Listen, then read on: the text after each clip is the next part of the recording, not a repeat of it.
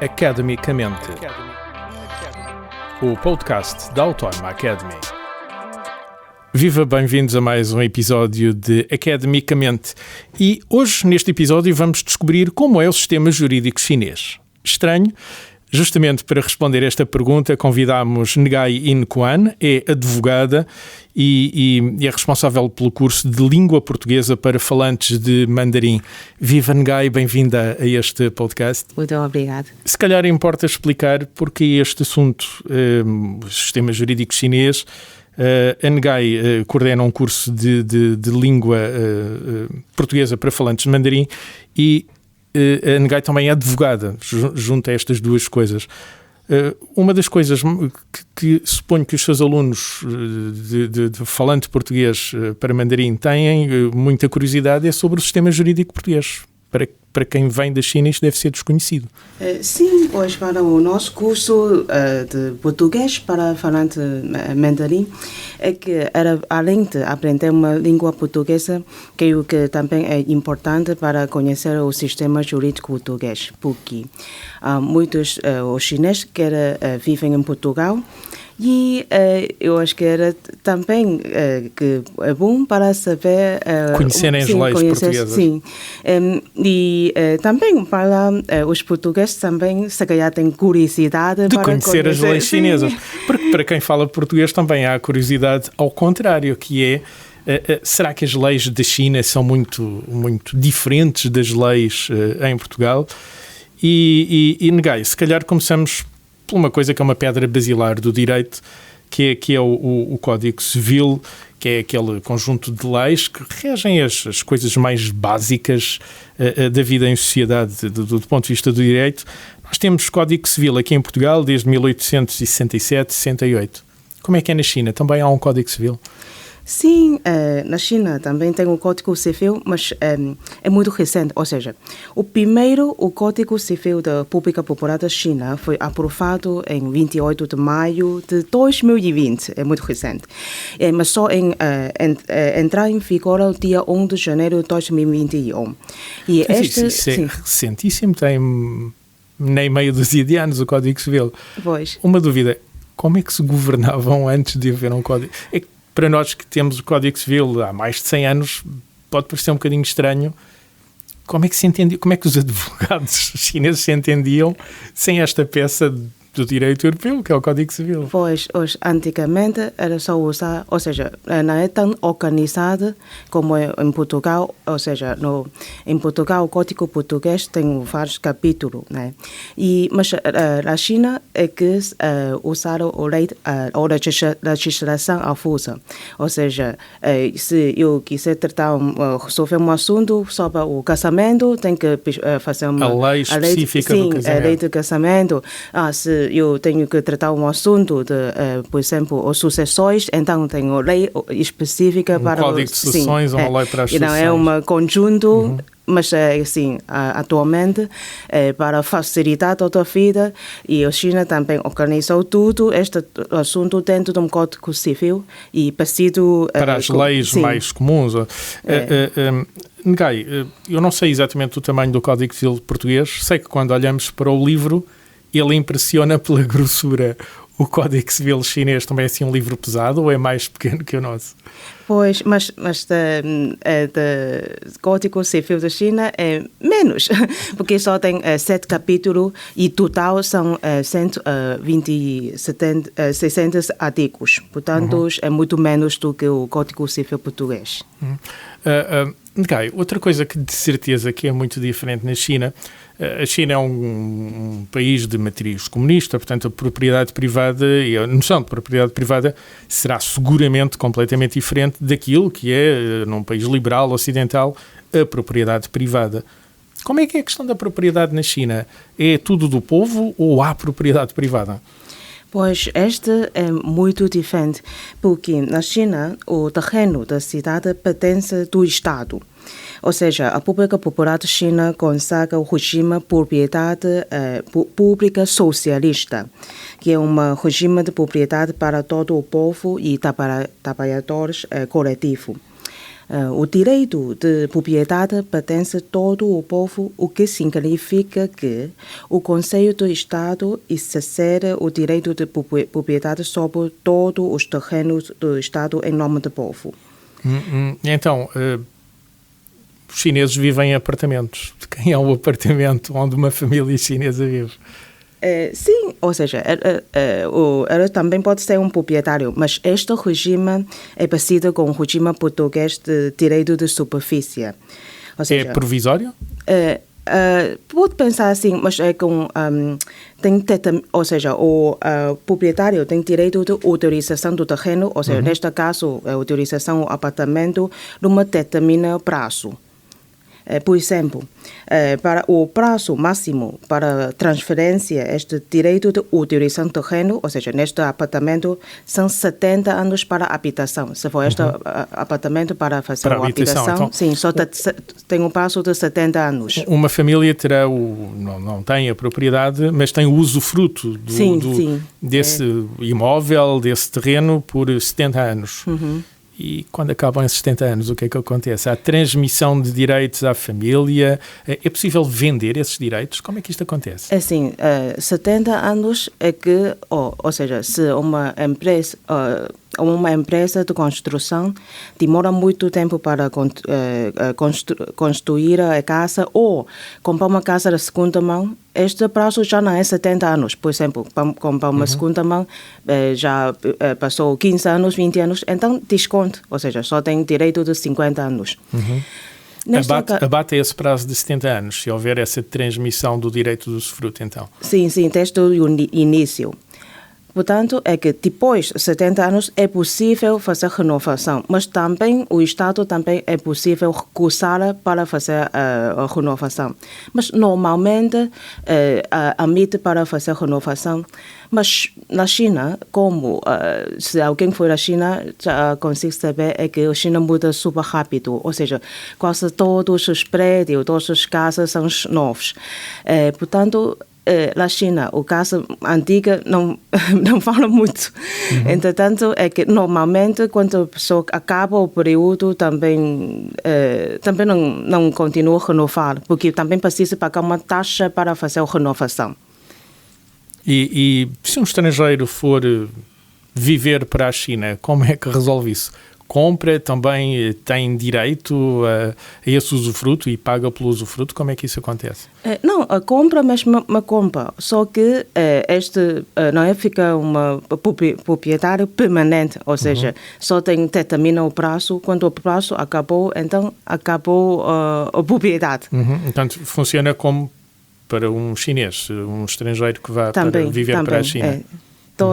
Todas as pessoas, ou seja, como o Cado tinha dito, é que o terreno da cidade pertence ao Estado, ou seja, nunca qualquer pessoa pode ser, é mesmo propriedade permanente. Do Estado, é do povo, não? Sim. Apesar do direito de usufruto, a noção de propriedade é que é coletiva, não é individual. Como é que é com as empresas? Há empresas chinesas, nós vemos quando compramos produtos importados da China, o nome da empresa que o fabricou. A empresa também tem um período de cedência ou há proprietários de empresas? A empresa ainda menos, ou seja, a habitação tem os 70 anos, mas se for a empresa para o serviço, este tipo, alguns só tem 50 anos. Também tem algumas possibilidades, só tem 40 anos. E como estava um bocado dizer que é possível fazer renovação, vale a pena fazer renovação, e também é que o governo vai decidir que aceita a renovação ou não. Ou não.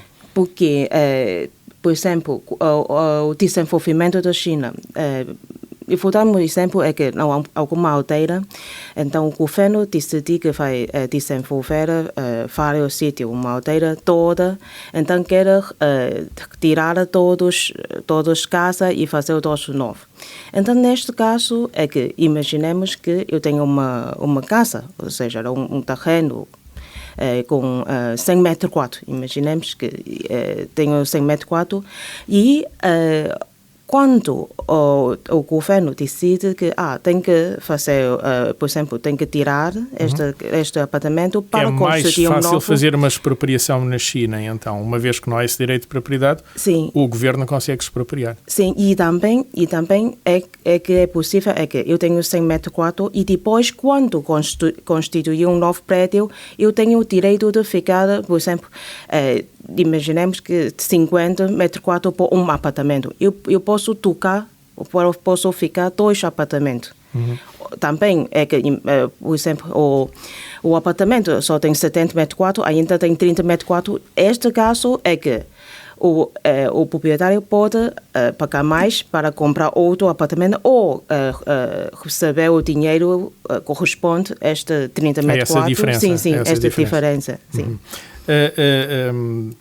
Esquecendo agora esta questão da propriedade, que já percebemos que de facto é muito diferente da questão da propriedade nos países ocidentais, uma diferença também que havia muito grande, não sei se ainda há ou não, tem a ver mesmo com o próprio facto de ter filhos, que é uma coisa que no nosso direito está consagrado, podemos ter filhos livremente.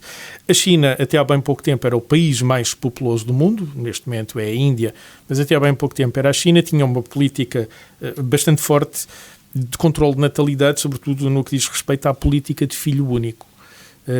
Os casais só podiam ter um filho. Isto ainda existe? Já deixou de existir? Pois, hoje em dia já acabou a política filho único, porque o Estado defende 3 crianças por cada um casal. Mas, isso já aponta para crescimento da população autorizada. Não é estabilidade, não é o mesmo aumento, 3 filhos por casal. Sim, pois atualmente porque na China tem um problema de população, ou seja, atualmente ela tem muito menos população e, portanto, precisa mais, porque tem muitos idosos, né? Mas na altura tem essa altura... Até quando é que a China teve essa política do filho único? Já muitos anos. Durante muitos anos tem a política filho único. E só recentemente é que, primeiro, quando logo acabou a política filho único, passou que o Estado defender para 2 crianças. E mais um ano e tal, mas atualmente sim, 3 anos, 3 filhos. Mas continua a normar a quantidade de filhos. O que é que acontecia na altura da política do filho único aos casais que tinham mais que um filho? Porque existiam, seguramente. Sim, é que na altura da política filho único, os cidadãos que tiverem filho mais ou de filho fora do regulamento do planeamento familiar devem pagar uma taxa de compensação social.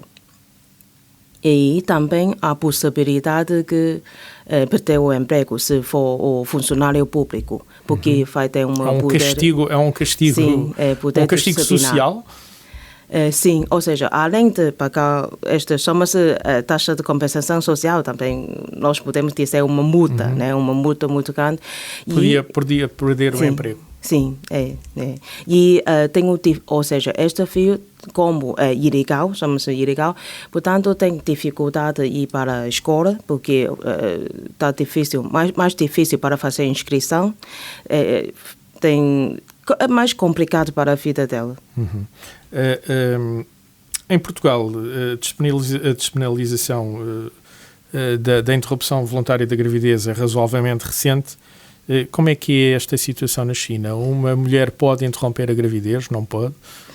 Sim, olha, a China considera a interrupção voluntária da gravidez como um meio de planeamento familiar. Por isso, este conceito é muito diferente como Portugal. Por um lado, porque a China existe um grande problema de desequilíbrio da população sexual.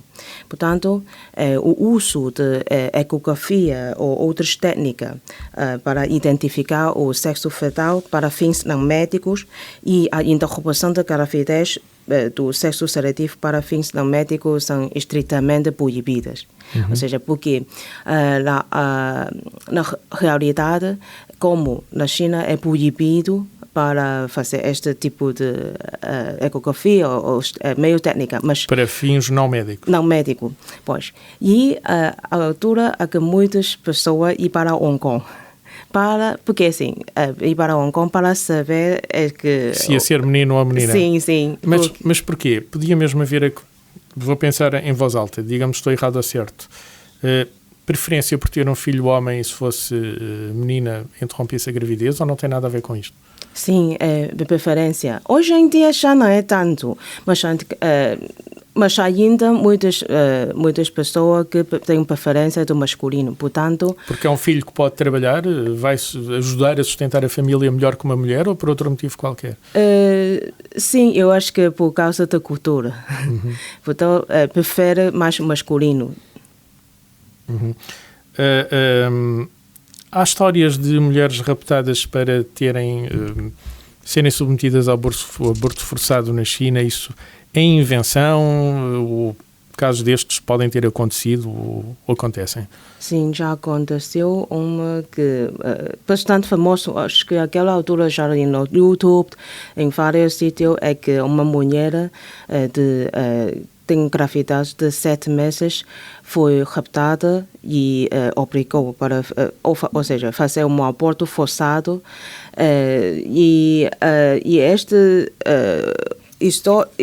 Esta história já foi publicada em vários sites. Isto porque na República Popular da China, os funcionários do Departamento do Planeamento Familiar são responsáveis para controlar a natalidade correspondente à área do trabalho. Ou seja, isto acontece quando a política filho único. E se os números de nascidos não estão conformidade à lei, ou se ultrapassou o número determinado pelo Estado... O funcionário pode ser penalizado. Sim, é. Pelo contrário, se não há ninguém ultrapassou este número, ou toda a gente, tem os filhos conforme a lei, então este funcionário público até pode obter prêmios, certificado de honra e bônus. Portanto, o funcionário tem interesse, quer controlar mesmo que esta natalidade... Os números indicados pelo Estado para determinado ano, para determinada geografia, quais são os números expectáveis de natalidade, é isso? Sim, porque antigamente, para ter um filho, antes de nascer no hospital, tem que obter um certificado que este é o primeiro filho, ou de filho único, este tipo de certificado, para fazer todas as coisas legalmente na China. Portanto, quando a política filho único está muito controlado para toda esta situação, desde o hospital, desde fazer algum exame. Portanto, para quem não quer... É efetivamente controlado a quantidade de filhos que um casal tem. Sim.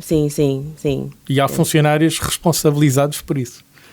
Pois, pode dizer sim, porque se tiveres mais filhos nesta região, este funcionário poderá ter responsabilidade de disciplinar, porque não está a controlar bem a situação. Percebemos aqui que há coisas na cultura chinesa que obviamente implicam leis completamente diferentes e um ordenamento jurídico completamente diferente de um país como Portugal. Aqui a idade mínima de casamento em Portugal é 18 anos. Como é que é na China? Também se casa aos 18? É depois disso? É antes? Assim, a idade de casamento da China é diferente em Portugal. Ou seja, a idade de casamento para cidadão masculino não pode ser inferior a 22 anos. E para cidadão feminino é que não pode inferior a 20 anos. Então há aqui uma diferença de 2 anos? As mulheres podem casar mais cedo que os homens? Sim, porque considera que uma mulher precisa ter o filho. Portanto, quanto mais jovem quer casar, ainda melhor. Mas que na China, mas a China também quando quem completado 18 anos já é o maior. Ou seja, a China mesmo é maior, também não pode casar. Não pode casar, apesar de ter a maioridade. Sim. Portanto, 22 anos para os homens, 20 anos para as mulheres. Sim. Idade mínima. Sim. Para o casamento. E também tem um regime que o casamento tátil e é uma vantagem, ou seja, quem casar mais tarde, àquela altura, sim, quem casar mais tarde ou quem ter filho mais tarde ainda tem alguns benefícios. justamente para estimular pelo menos esses 3 filhos, não é? Sim, sim. Para o número para o qual o governo chinês agora aponta. Já abandonou essa política de filho único, depois dos 2 filhos, agora dos 3 filhos. Atualmente é um bocado diferente, porque àquela altura que a China quer controlar a população. Portanto, tem vários meios para controlar, mas atualmente que é mesmo o contrário, precisa. Portanto, precisa de mais população. Sim, sim. Jovem, sim. Mais população jovem. Ngai, uma coisa que todo o direito tem, seja aqui, seja na China, são penas para quem se porta mal. Portanto, quem é condenado em tribunal tem penas. Uma coisa que provavelmente será muito diferente daquilo que acontece em Portugal é que na China existe pena de morte. Aqui em Portugal não há, já há dezenas de anos. Em que casos é que a China prevê a pena de morte? Assim, a pena de morte será aplicada a delinquentes que tenham praticado crime de extrema gravidade. A pena de morte não se aplicará a quem não tenha completado 18 anos em tempo de prática do crime, nem mulheres grávidas. Em tempo de julgamento, também não será aplicada a quem tenha completado 75 anos em tempo de julgamento, salvo o homicídio praticado com especial crueldade. Portanto, estamos a falar de homicídios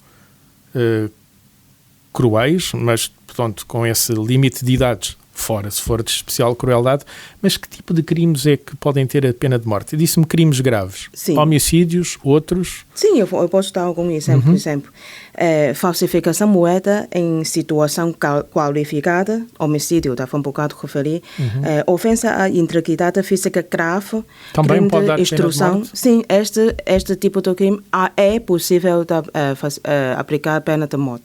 Sim. Estou admirado.